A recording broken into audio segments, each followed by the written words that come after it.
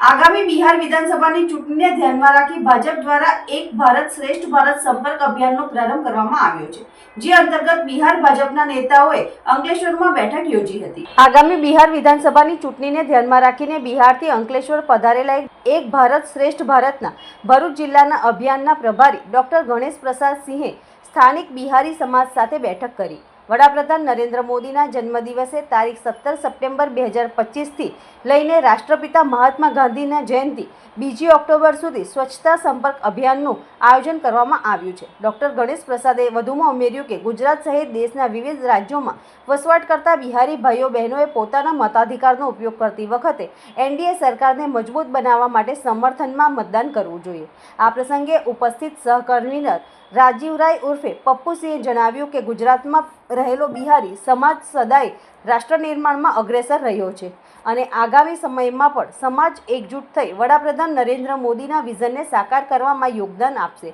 કાર્યક્રમમાં મોટી સંખ્યામાં સ્થાનિક બિહારી સમાજના પ્રતિનિધિઓ અને અશોક ઝા, ડોક્ટર जितेंद्र राजपूत, मधुसिंह वगैरह આગેવાનો હાજર રહ્યા હતા। ये प्रधानमंत्री महोदय का है।